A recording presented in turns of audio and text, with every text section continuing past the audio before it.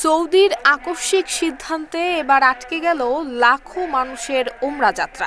আগাম প্লেনের টিকিট কেটে এবং সৌদিতে বাড়ি এবং হোটেল বুক করেও ওমরা পালনে যেতে পারছেন না ৩৫ থেকে ৪০ হাজার বাংলাদেশি। আর সিদ্ধান্ত নিয়েও যাত্রা বাতিল করেছেন ৫৫,০০০ ওমরা প্রত্যাশী। এমন পরিস্থিতিতে সরকারের সরাসরি হস্তক্ষেপ চেয়েছেন ভুক্তভোগী ওমরা যাত্রী এবং হজ এজেন্সি অ্যাসোসিয়েশনের বাংলাদেশের নেতারা। কোনো ঘোষণা ছাড়াই হঠাৎ ওমরাহ ভিসা কমিয়ে দিয়েছে সৌদি সরকার।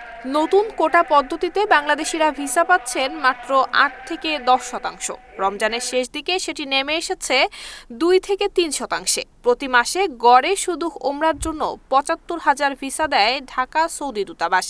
ওমরা ভিসার চাপ কয়েক গুণ বেড়ে যায় রমজান মাসে।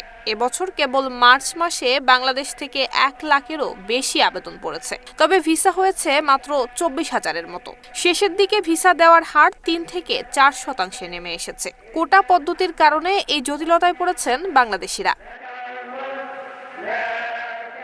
ধর্ম মন্ত্রণালয় বলছে, মক্কা মদিনার ধারণ ক্ষমতার চেয়ে কয়েক গুণ বেশি মানুষ অবস্থান করায় সৌদি সরকার ভিসা কমিয়ে দিয়েছে। এখন বাংলাদেশ থেকে ১০০ ভিসার আবেদন করলে হচ্ছে মাত্র ২ থেকে ৩টি। না, আসলে ওমরা ভিসা কিন্তু বন্ধ হয় নাই। বন্ধ মানে ওইটা পার্সেন্টের মধ্যে পড়ে না। এটা ধরেন ১০০-২০০ পাসপোর্টের মধ্যে ১টা ২টা দেয়, ৩টা দেয়, কোনো সময় দেয় না, কোনো সময় ৫টা দেয়। এটা কোনোভাবে 10% তো ক্রস করবে না, বাট বিলো দেন 10%। কোনো পার্সেন্টেজে আমরা ফেলার মতো অবস্থা না আর কি। এটা তারা রিডিউস এমন পর্যায়ে করতেছে, এটা অলমোস্ট বন্ধের মতো হয়, কিন্তু অফিসিয়ালি তারা বন্ধ করে না, এটা সঠিক। বাংলাদেশে আমাদের কনসার্ন হলো আমাদের মিনিস্ট্রি, কিন্তু সৌদি আরব আসলে এখন নুসুক প্লাস ওই যে ট্যুরিজমে তারা এনকারেজ করতে গিয়া তারা এমন এক সিস্টেম করে দিচ্ছে, এটা ওপেন, আপনি ইচ্ছে করলে ভিসা করতে পারবেন। সেই দৃষ্টিকোণ থেকে মিনিস্ট্রি আমাদের বলতেছে আমাদের তো কন্ট্রোলে নেই। আগে কিন্তু আমাদের একটা চুক্তি, ব্যাংক গ্যারান্টি, একটা রেসপন্সিবিলিটি, মিনিস্ট্রির সাথে একটা ব্যাপার ছিল, এমবাসির সাথে একটা ব্যাপার ছিল। এখন কিন্তু তারা এগুলোতে নাই। আবার যখন কোনো বিপদ হয় তখন কিন্তু আমার মিনিস্ট্রিকে খুঁজে, আমাদেরকে খুঁজে বলে, কিন্তু এমনিতে তাদের নিয়ম কানুনের মধ্যে কোনো বাইন্ডিংসে মিনিস্ট্রি অ্যাকচুয়ালি নাই। অগ্রিম টিকিট করেও আটকে গেছেন ৩৫,০০০-এর মতো ওমরা যাত্রী। তারা এখন টিকিটের টাকা ফেরত চেয়ে এজেন্সিতে ভিড় করছেন। এখন এসব টাকা ফেরত পাওয়া নিয়েও তৈরি হয়েছে শঙ্কা।